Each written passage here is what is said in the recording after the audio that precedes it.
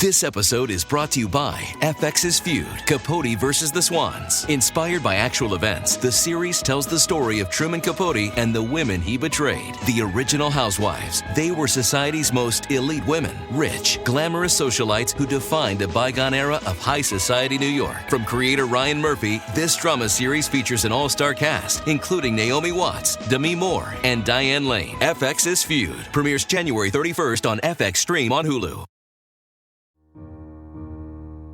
Inspired by the life of the savvy and ambitious Colombian businesswoman Griselda Blanco comes a new Netflix original limited series. Griselda tells the story of a devoted mother who, with her lethal blend of charm and relentless savagery, creates one of the most powerful cartels in history. Witness Sofia Vergara's captivating transformation into the godmother of the underworld. Griselda, now streaming only on Netflix. Barenaked, Barenaked, Barenaked, ABCs. Welcome to the Barenaked ABCs, where we are freezing as we cover every song from 7 to Y. Why are we so cold? You left us out here in the cold for so long that we just didn't feel right knocking on the door. After that big fight that we had at the food party last week, you stormed off, and you did let us know how you really felt about it. We followed you home and just stood there because we didn't want to knock on the door. But you opened the door for us and let us back in. So we're glad that you rejoined us after the fools that we were last week. You trusted us with your feelings, and we dashed them to the rocks. We're sorry. Thank you for letting us back in. So we could discuss this week's song, Footprints. That was intense. For those of you who don't know the song, let's listen to a snippet. I followed footprints in the snow, never knowing if I was right behind you. Looking down, no one would know I wasn't walking hand in hand beside you. So, as you heard, we have with us this week Aaron. We are still without Michelle for hopefully only one more week, and then we'll have her back. We're hoping soon. We'll have her thoughts on this song a little bit later in the episode. We miss you, Michelle. We do. I thoroughly miss having all three of us in the same conference together. Most definitely. It's sad. We'll let her in the door when she comes back. We won't make her stand out in the cold.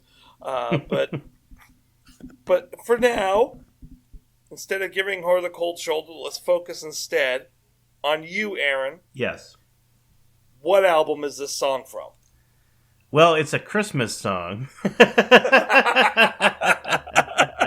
Oh, but that could be a trick. That drastically limits it. I'm guessing, and I don't recall the name of the album. You'll have to forgive me, but I'm guessing it's off the same album as Christmas Time, Oh Yeah, and Deck the Stills, and all those other good ones. Yes. Barenaked for the Holidays. Barenaked for the Holidays, yeah. It is indeed. It's not a trick. It could go in another album, though. Like, I could see this being in the same album as Adrift. What was that? Was that... Barenaked Ladies Are Me. Are Me, yeah. It's got that kind of feel to it. Yeah. Well, and it's kind of interesting because it's not a highly Christmassy tune. Like, it has a slight Christmassy feel, but it could be there for other parts of the year as well. It just, because it has some themes of Christmas to it and talks about... Well, it says now it's almost Christmas Eve, but yeah. Yeah, it's definitely about Christmas, and it's around Christmas Eve. Right. But... I agree, though. It's beyond... It's not just a Christmas song. And I think it's a beautiful song of mistakes and deception, of forgiveness and reunion. I think it's really interesting. So let's dive into this song before we get too far into me just talking about whether or not I like this song. Aaron, break it down for us. All right, let's break it down. Break down. Aaron's gonna talk about chord structure and time. Okay, Footprints was recorded at approximately 108 beats per minute. It is in the key of G major. The structure is interesting. It's not a typical kind of pop rock song structure per se.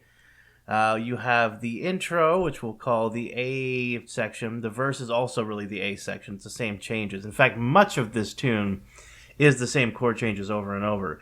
Although there is some kind of variation, they kind of bounce here and there, but it almost entirely a 1-4-5 song.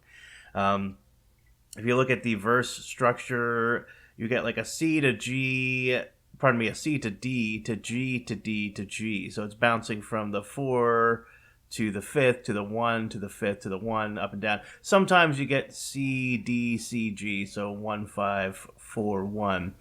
And variations on that 1-4-5. But it's it's still very much a 1-4-5 kind of song. It's there's nothing groundbreaking or exotic about the chords.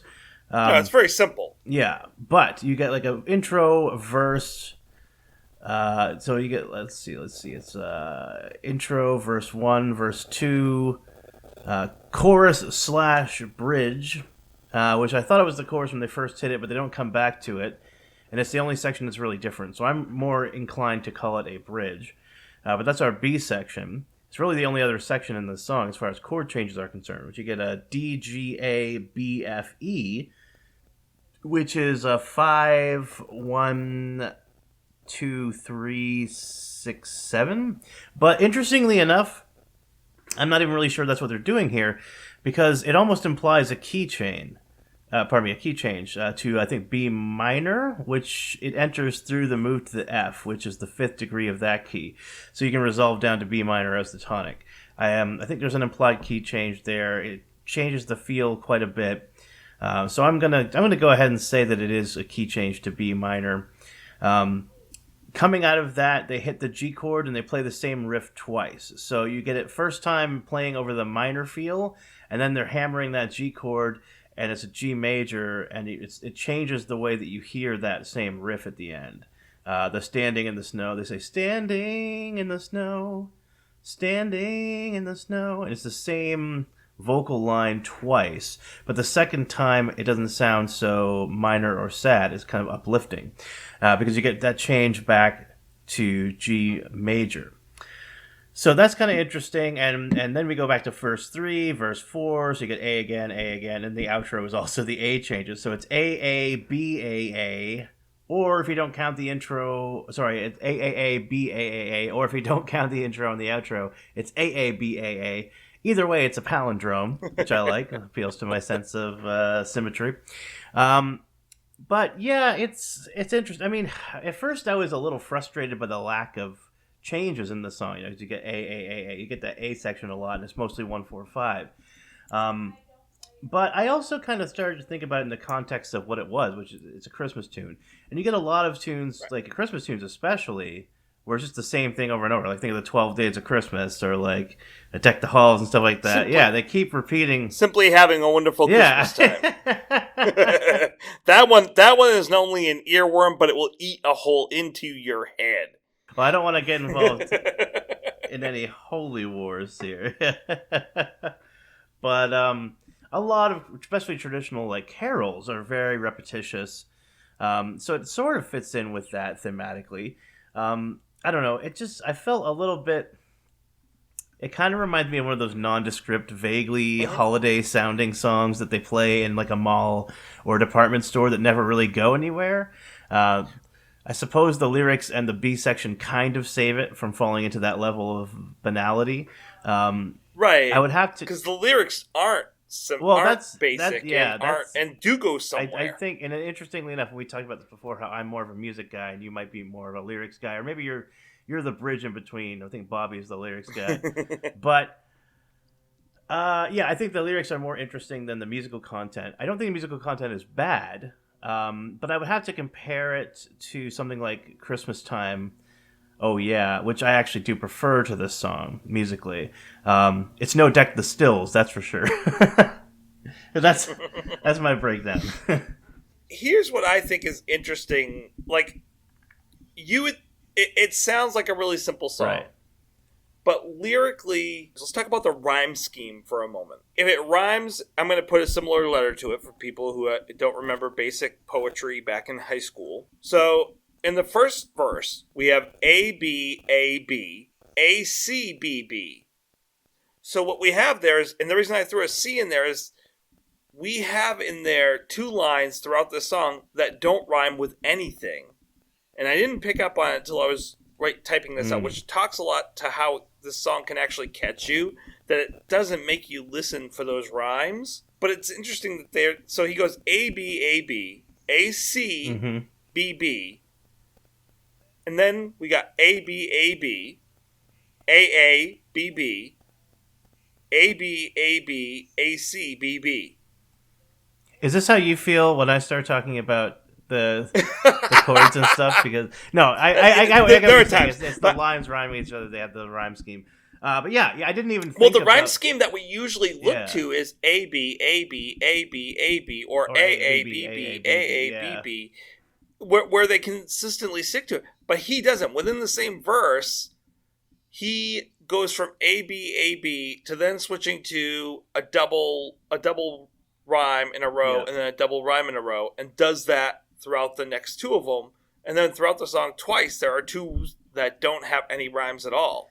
I was going to say if I'd paid more attention in English class in high school, but I honestly did pay quite a bit of attention. I just think it's the years and the alcohol probably. But I know that this is quite potentially. I don't think it's like a sonnet or anything like that, but it may be a known form. So if you're listening out there, poetry fans, and you recognize this rhyme scheme, go ahead and Google the lyrics to Footprints that Tracy's talking about. Let us know. Yeah. I'd be very curious to see if this is like a variation on a known rhyme scheme, or if it's just him kind of going off page here. But I agree. It's not as straightforward as a lot of their songs are. Correct. Yeah. Yeah. And so let's talk about the words themselves for a second. Let's talk about the lyrics and the story that this song tells. It's a partially happy story, but it's about a narrator who's not perfect. Mm-hmm. We have, again, this narrator in the story talking about the other person, who is the woman in the story, who is very nice, or at least he is portrayed nicely by the narrator, and the narrator is showing faults of their own and admitting to those faults. To give is better than to deceive. Well, and a fitting end for the fool that I was, and so many little things in there, like saying about how mistaken he was, and that the fight was his fault. Yeah, no, it's definitely a mea culpa song. The interesting thing to me is the imagery in the song, and I think it's an apt metaphor to compare, feeling maybe left outside of someone, access to someone who makes you feel good and makes you feel warm and loved, and being out in the snow on your own, And as someone who grew up in New England, where I have been out in the snow on my own before, it's a pretty desolate feeling. It's almost like the other polar opposite of being in the desert alone. You have the 2 extremes, the fire and ice. And then coming in out of the cold and feeling like a warm room, with a hearth and a fire, or even just even some duct heating. Yeah, just feeling good. What because he says now they've got this party going on, and he's surrounded by the people, but his point is you could have left me out there. I deserved it, but instead I get to be in here with you and enjoying this. And thank gratitude you. is the best word to describe the emotions that I get from this song. You know what my favorite line is, actually, Tracy? I would love to hear it. Couldn't move, and this is how you found me. So, as our footprints disappeared, snow erasing how I came to be here. I don't know about you, but I heard it as snow, like there's no erasing how I came to be here. So I think it's a play on words, or maybe it's just how I heard it. Definitely could be. Snow erasing how I came to be here. I like that. It's like I can't make up for what I've done. I understand, that there's a reason why maybe I was on the outs with you, or whatever this is a metaphor for.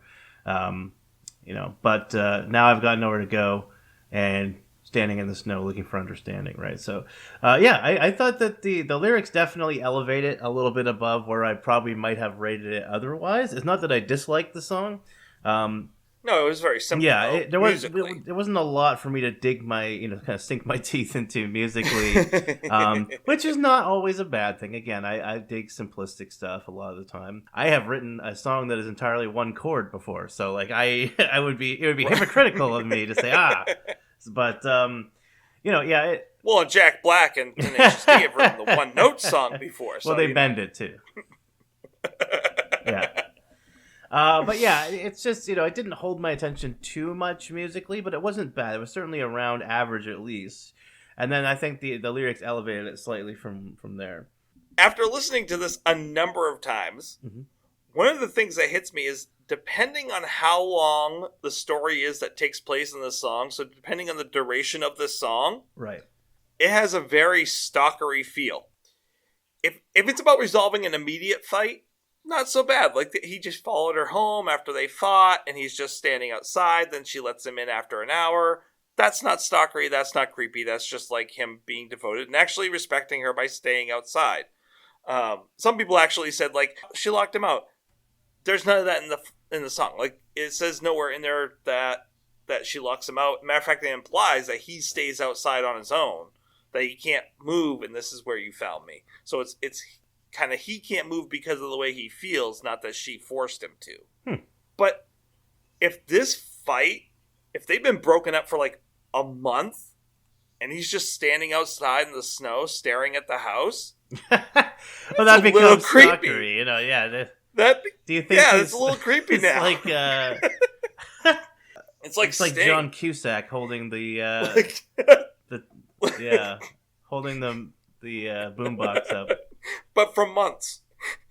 It depends on what's the intention, how does the other person take it. Well, and then how long it goes on. That's a whole other conversation, and I wish that Michelle were here to lend her opinion on that, because that, to me, the difference between, creepy and endearing is, first of all, mostly intent, but also, as you say, it also exists in the mind of whomever is on the receiving end of this. So, it's up to them to kind of, interpret the intent and fly. I would think, based on the way that the lyrics in the song go, since the person has been let back in, that it sounds like a positive thing on both ends.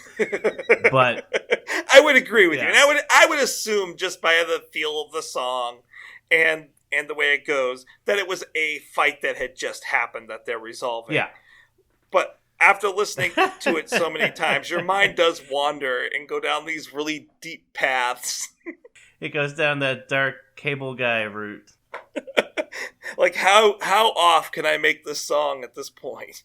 And my brain went pretty off. So I now want to make the horror movie of this song. Yeah, I was literally... or the dark comedy of this song where he's out there doing that. I was just about to mention the different trailers that people make of, like, children's movies that they, like, put creepy music in and sound effects, and they make them look like horror films, So what you got to do is you got to make it like days pass, like he's standing out there with the box, but take the song and now you slow it down and warp it. Dun, dun, dun, dun, dun, dun. I'm gonna lock that in. I'm gonna do that with the computer if I have time this week. And just make it sound like it's menacing. I'm into it. And then put in the creepy music in the background. Dun, dun, dun, dun. I stood and watched the lights go out while the snowflakes settled all around me. The Danny Elfman remix. Alright, I took this down a really bad path, so I'm going to turn us back around to this really beautiful song. I think it is. It's a good song. Gorgeous to listen to. It's relaxing and calming, which is funny because it's such a sad kind of song in many ways for the first half of it. And it has redemptive values, but the first half of it's kind of a happy, relaxing song, and you don't know why, because he's lost this person. Yeah. Hey everybody, I really do hope you love Barenaked ABCs. Did you know that you can actually get paid just for listening to us? I know it sounds insane, but it's true. I just discovered this free new app called Podcoin, and it literally pays you to listen to podcasts. Here's how it works. You listen to podcasts, and you earn Podcoin while you listen. 1 Podcoin for every 10 minutes that you listen. Then you turn that Podcoin in for gift cards at places like Amazon or Starbucks. And if you're a good person, you could even donate that Podcoin to charity. The more you listen, the more you earn. I don't know about you. I listen to a lot of podcasts during the week. I have a lot of writing to do. So, I'm earning money the whole time I'm listening to podcasts. So here's what you do. Download the app right now on iPhone or Android. I have a special code for you. Simply for using our code, Barenaked, you'll get 300 Podcoin just for signing up. And if you listen to enough of us and other people, you can get a cappuccino or Starbucks or Amazon gift card on us. So, go ahead and go listen to this podcast or virtually any podcast on Podcoin and sign up with the code Barenaked. Should we throw it over to Michelle? I'm going to throw this over to Michelle, and then we're going to go for a rating. Okay. Michelle, what are your thoughts on this song? Hi guys, this is Michelle with my thoughts on Footprints for this week. I like this song. I have to say, I like Barenaked for the Holidays. That's one of my favorite holiday albums. And this song is great. And I have to say, I like it because it's got that slightly melancholy holiday song, where did it all go wrong kind of feel to it. And this is when I love how Ed does this kind of thing. This is the kind of song from Ed that I like. It's sort of like reflective and hopeful, but a little bit on the sad side. And I had to think, when I was listening to this song, this reminds me of another kind of outside looking in song. And Tracy, you might know, I was thinking it was Christmas Picks from Jim. I thought it was a Jim song that this was reminding me of, but I don't know if that's the right one. I know we did it not that long ago, but it was sort of that I'm outside looking at the world, looking inside the windows, and I'm out here and everybody else is inside. And I can't put my finger on it. I thought it was Christmas Picks, but I don't think it's that. But anyway, I like Footprints. It's good. It's got that nice feel to it. That sort of holiday sipping scotch with ice, as the lights are twinkling behind you and the glasses are clinkling, that sort of thing. Fantastic. Thanks, Michelle. I completely agree with everything you said. Could not have said it better. Matter of fact, I'm going to delete everything I've said in this episode because she just made me sound like a she fool. She completely invalidated both of our opinions, so... Aaron, 0 to 5. How many footprints do you give this song? So, again, I think musically it's about average, maybe slightly above. I think that the lyrics do elevate it quite a bit. And I was looking at some of the things that I had previously read. I think of the Christmas themed songs, obviously Deck the Stills I love just as a piece of like humor and originality and creativity. So I think that's the highest one I've rated yet. I didn't like it quite as much as Christmas Time. Oh yeah, and it's interesting because I actually went back and listened to that afterwards because I wanted to make sure that I was in agreement with that assessment, and I stand by that. However, I listened to a few other songs that I kind of thought gave me similar feelings as far as like how I felt about them and where they were quality wise, and I found myself listening to Care Less and 2020 Hindsight. That's not a pun or anything, but just 2020 Hindsight and Care Less were two songs that I kind of gravitated towards as much as like I think I would put it around here, and I do. So I'm going to give it a solid 3. Let's call it rosebuds for Citizen Kane fans. That's a deep cut there. So you're not saying that's a deep cut. That is a very deep cut. So you're not saying that looking back on your score, you couldn't care less about it. Well, with 2020 hindsight, I couldn't care less. But yeah, I would give it a solid 3 rosebud toboggans. And go see Citizen Kane if you haven't. Get some culture, people. So Michelle, how many footsteps do you give this song? So I'm going to give this song a 3.5. You know, it's decent. It's good. It doesn't require a lot of you as a listener, but it still kind of hits you in the feels. So I give it a 3.5, and I hope you all are doing great. Oh, okay. You know, I was not expecting that, Michelle. Probably because I haven't heard what you have to say yet. Shattering the grand illusion, I know. We've already acknowledged she's not The fourth here. wall has been blown to Come shreds. home to the taste of shattering the grand illusion. So I like this song. It's not my favorite song of B&L's to begin with. It's not my favorite song on the CD either. It's not. It's not a bad song though. I definitely like it better than a lot of songs. And for all it has a Christmassy feel. It's relaxing. If it comes on, I'm not going to change it.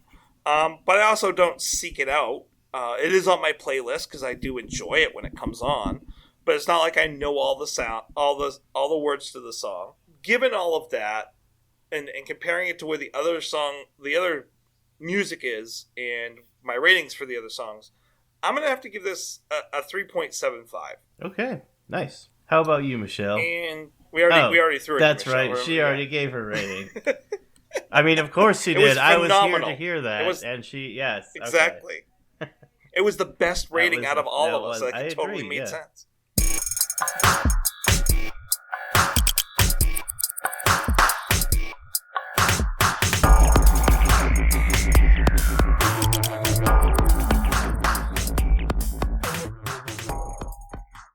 Do you like gaming? Do you like technology? Do you like movies and TV? Well, if you do, then Hazardous Verbal Waste is the podcast for you. With your host, Shiro-chan, we delve into the world of news articles covering every aspect of TV, movies, video games, emerging technology, anything you can think of that nerds and geeks would like. This podcast has it. So why don't you go ahead and subscribe? Available on iTunes, Stitcher, anywhere that podcasts are available. Remember, Hazardous Verbal Waste. It's the podcast for you.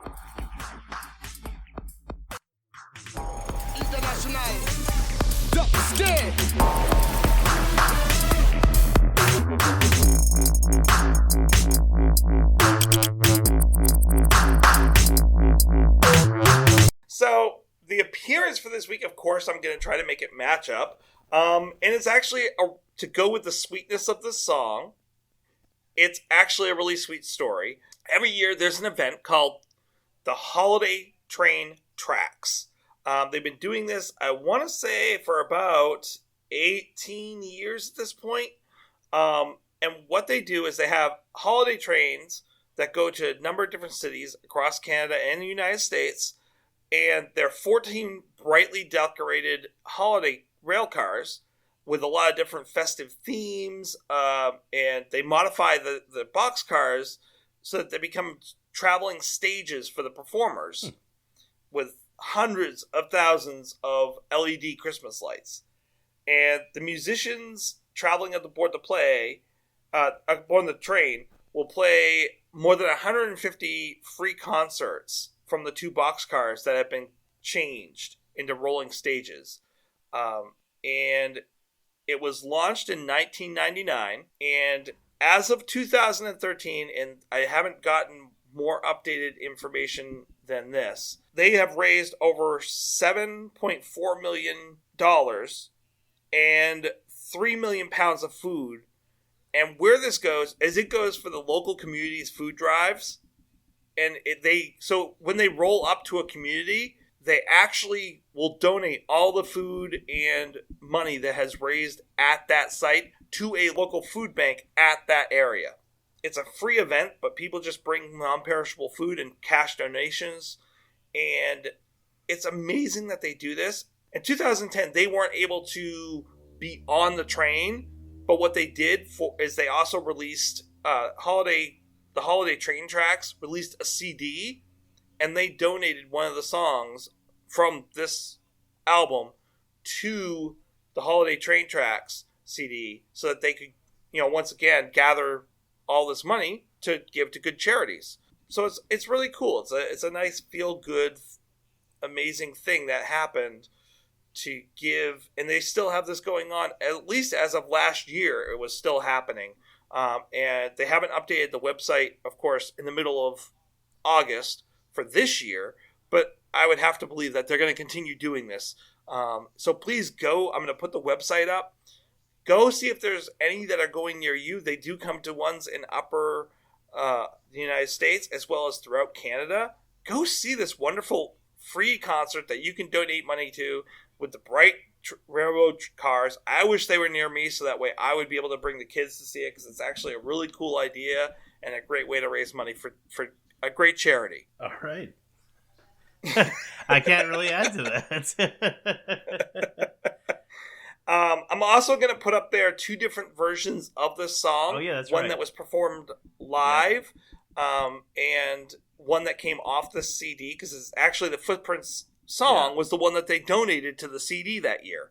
But the one that they did live actually has a Christmas story from Jim, which is really cool. It's a nice little, once again, makes you feel happy and smile, and it's cool. Tracy, I think that might be part of why I rated this a little higher than I might have otherwise. I might have been a 2.8 or 9, but just having that little personal touch of the story, it reminded me of David Bowie and Bing Crosby doing the the little drummer boy, and they're talking beforehand. So I don't know, it appealed to me. So I think that's really cool that they do all this donating for all these people that are poor and having trouble, especially around the holidays. But I hope that you guys come back next week so we can review the next song for you. What would that be, Tracy? Oh, the song is for you. Oh, well, I mean, I appreciate that very much, but what's the song? Well, it's for you. Okay, you're starting to really confuse me here, Tracy. I just want to know the name of the song. For you. Are you having a stroke? I feel like I'm in Total Recall and you keep saying 2 weeks. No, the name of the song. Oh, the song is named you. For you. I see. Okay. Right. Sorry. It's named for you. It's called Aaron. Oh, okay. Why didn't we review it back in the A's? Oh, I got it off the list. Okay. Yeah, I didn't realize it. We'll come back next week, folks, when we review Aaron. Thanks. That was fun. Thanks, that was fun. Don't forget, no regrets. 70